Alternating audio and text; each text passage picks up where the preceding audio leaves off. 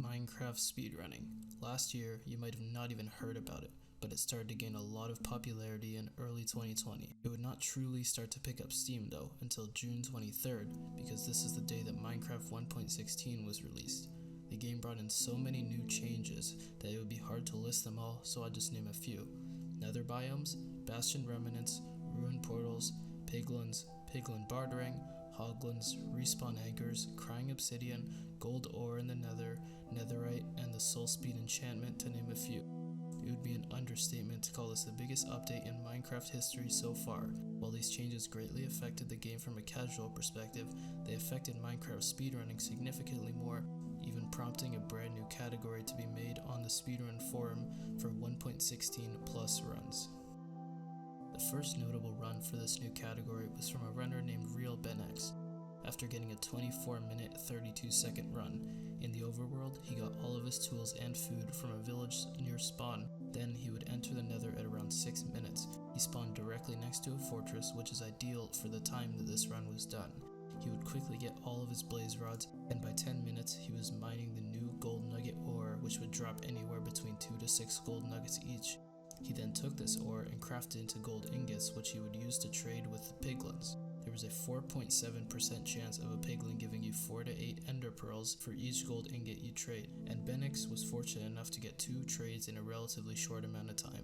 He was out of the nether with all of the blaze rods and ender pearls he needed at 16 minutes. It would take him around 5 minutes to locate the stronghold, and he would enter it at 21 minutes. In this seed, the stronghold generated really well for him, so he immediately was able to find the portal room, and was in the end a mere 15 seconds after entering the stronghold.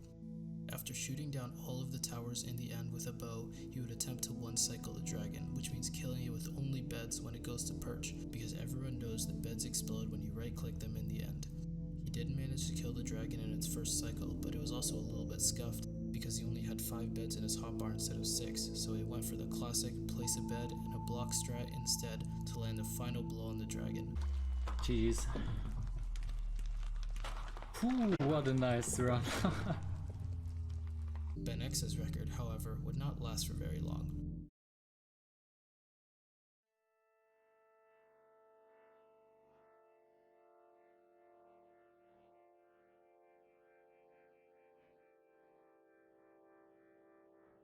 Because only 6 days later, on July 3rd, Nice Twice, another speedrunner, would claim the world record at 21 minutes and 10 seconds, a full 3.5 minutes faster than the previous world record. This run was absolutely amazing, to say the least. Like Bennex, he started his run by getting all the items he needed from a nearby village. He would next find a lava pool and enter the nether right before the 5-minute mark. He spawned directly next to a fortress and got his blaze rods in about 3.5 minutes. The next step he took was finding some gold nugget ore right next to his fortress, making it into gold ingots and trading with nearby piglins. Miraculously, it only took him 5 gold ingots to get 2 pearl trades, which has a 1.26% chance of happening. He was out of the nether before 11 minutes and got a large amount of ocean travel, meaning he can use a boat to travel faster than on land and not use any hunger in the process. Once he entered the stronghold, he was already a full 5 minutes ahead of Bennex's pace, reaching it at only 16 minutes and 30 seconds. Similar to Bennex's run, he found the portal room almost immediately and was in the end sub 17 minutes. It is here that we would truly see one of the most unfortunate things to happen in Minecraft speedrun history. After an entire super fast run, the dragon took 2 full minutes to purge, and after his first bed, the dragon knocked him off his platform, making the one cycle impossible. On its second purge at the 21-minute mark, Nice Twice would kill the dragon at a time of 21 minutes and 10 seconds. If he would have killed the dragon on his first cycle, it would have been the first sub 20 in Minecraft Random C Glitchless speedrun history. Keep in mind this is just 10 days after the 1.16 update was rolled out. Things would start to slow down for a little bit, but in the meantime, the speedrunner and Minecraft speedrun moderator, the Sizzler, would break the barrier believed to be impossible just a few months earlier. Uh-oh, we have a Seth seed! Seth seed! Ready? I Can't Be Lucky Forever by Seth. Alright, world record. Here we go. 3, 2, 1. Boom!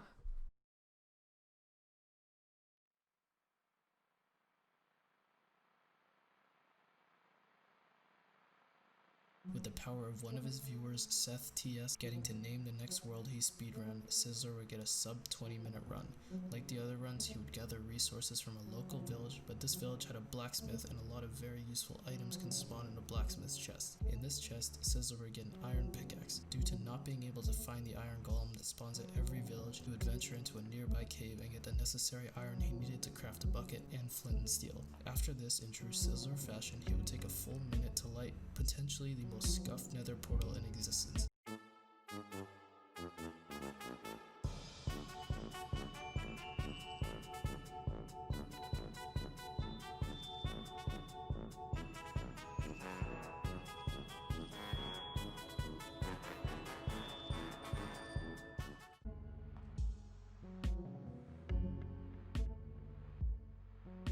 After mining a bit of gold nugget ore, he would find a nether fortress and trade his gold ingots and get 2 pearl trades very quickly. The spawner took a little bit more time for him to find, but he was out of the nether at 13.5 minutes, a full 3 minutes slower than Nice Twice's pace. After traveling for under 4 minutes and almost 100% ocean path, he would find an exposed stronghold and enter it by 17 minutes and 28 seconds. After a little bit of searching, he would go on to find the portal room, and he was in the end by just over 18 minutes. For comparison, Nice Twice was in the end a full minute and a half faster. It is at this time that the RNG gods had Sizzler's back, because the dragon purged after only 1 minute, and unlike his predecessors, he actually had a non-scuffed one cycle, and finished the run with a time of 19 minutes and 42 seconds.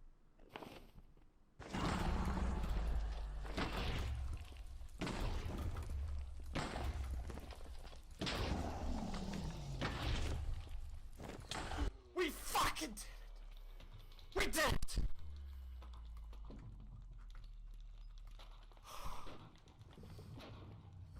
Let's go! Let's go!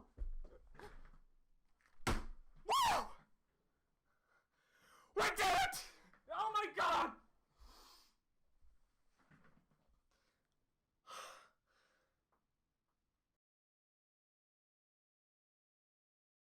This run would hold the crown for almost 160 days. Sorry, what? It wasn't 160 days? That's how long Sizzler took to PB again after this? Correction. This world record would last for just over a month when D-Max, another top speedrunner, would get a time of 19 minutes and 37 seconds, beating Sizzler's run by 4 seconds. There's a good reason that I won't go into detail about this run, because just 2 weeks later, D-Max would do something extraordinary.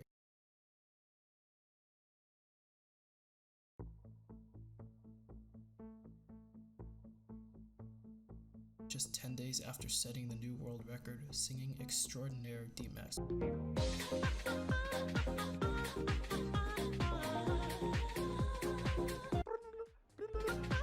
Sorry about that, Dima, but he would get a time of 17 minutes and 26 seconds, and was quite possibly the best seed that has ever been speedrun by any speedrunner in the history of Random C Glitchless 1.16.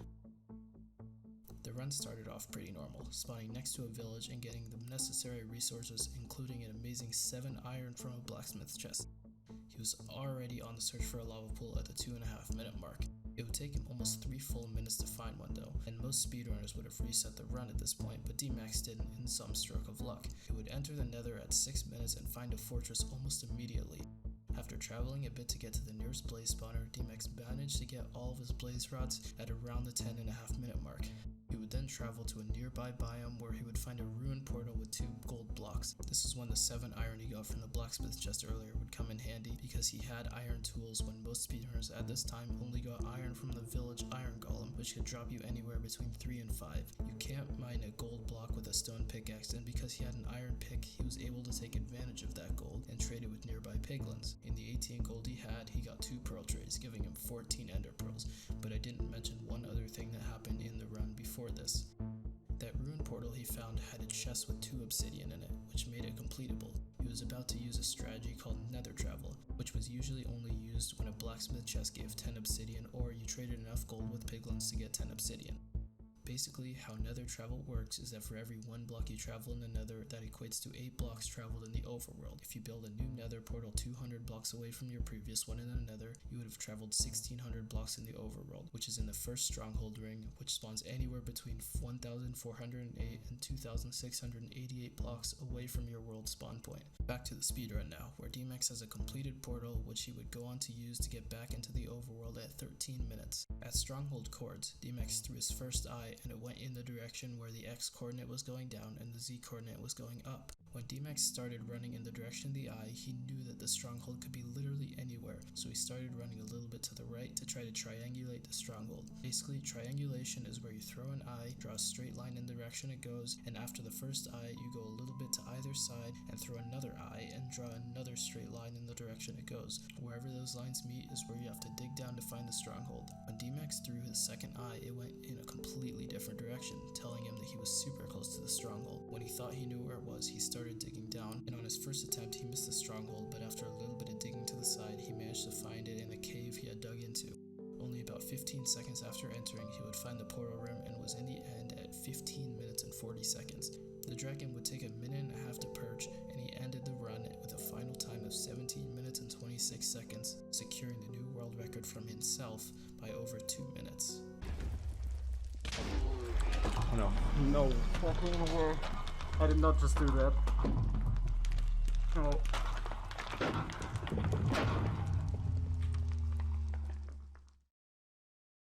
So that's it, a run that is 2 minutes faster than anything that has ever been done before. It can't get any better, right? A little under 2 weeks later, a player named Corbanos decided that DMax's record was not good enough and beat it with a controversial time of 14 minutes and 56 seconds. This run was near perfection with the strats at the time.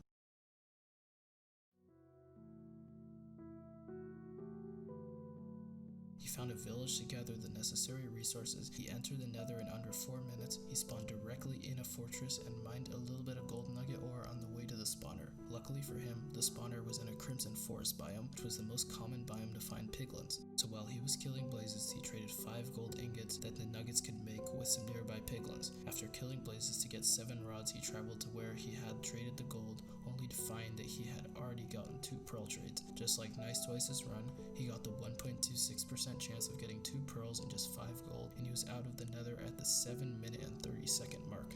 The Eye of Ender he threw led him over a bit of land, but ultimately brought him to an ocean, where he would find an ocean-exposed stronghold, and on a pace that was a full 3.5 minutes faster than DMax's, he entered the stronghold. It would take him around 45 seconds of searching to find the portal room, and he was in the end at the 13-minute mark. After almost 2 minutes, the dragon would finally purge, and he would get a 1 cycle, giving him a final time of 15 minutes and 12 seconds, which corrected for lag and load times was 14 minutes and 56 seconds.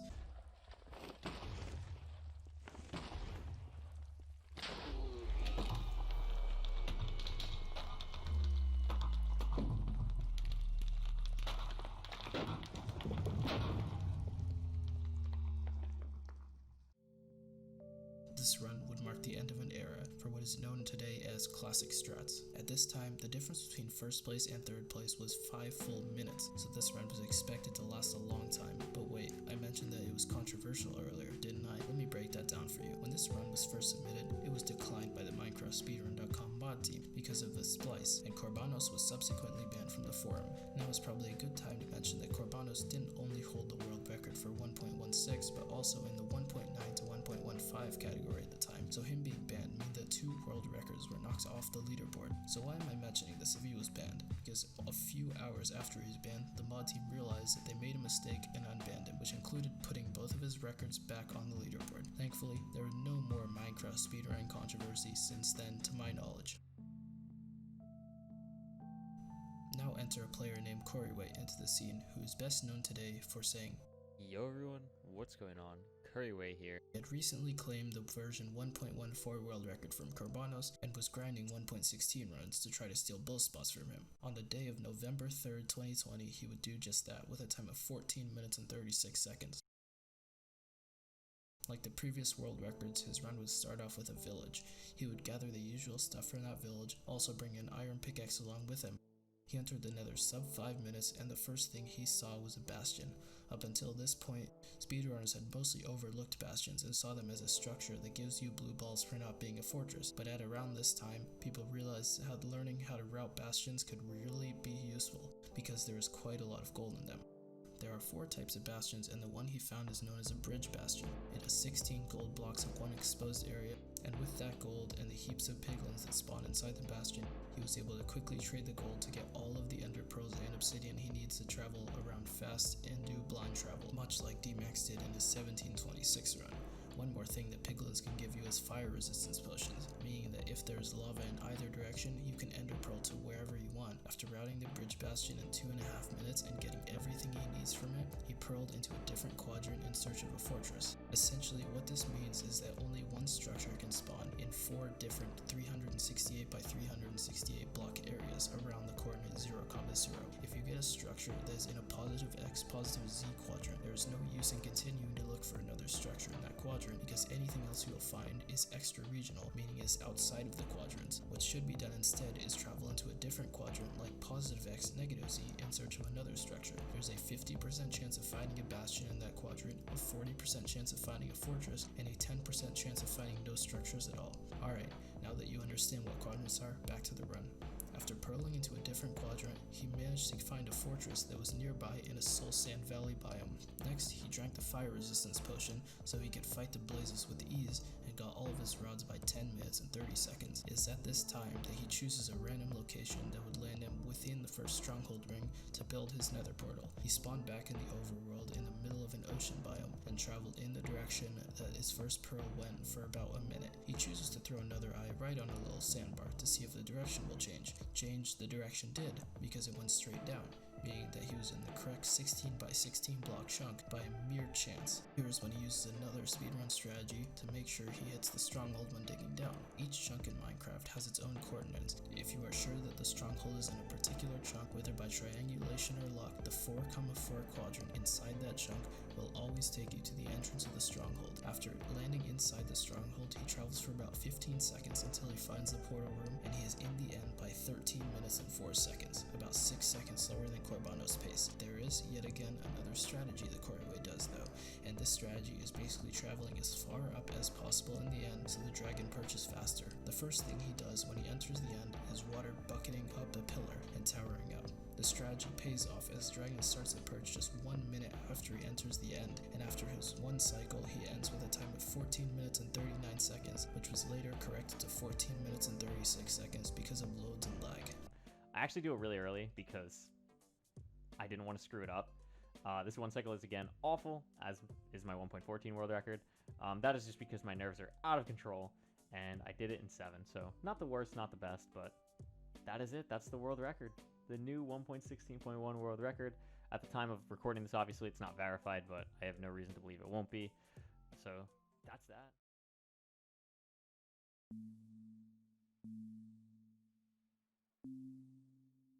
So here we are, almost 3 months after Coryway's record, and is still reigning supreme and sitting pretty on top of the leaderboard.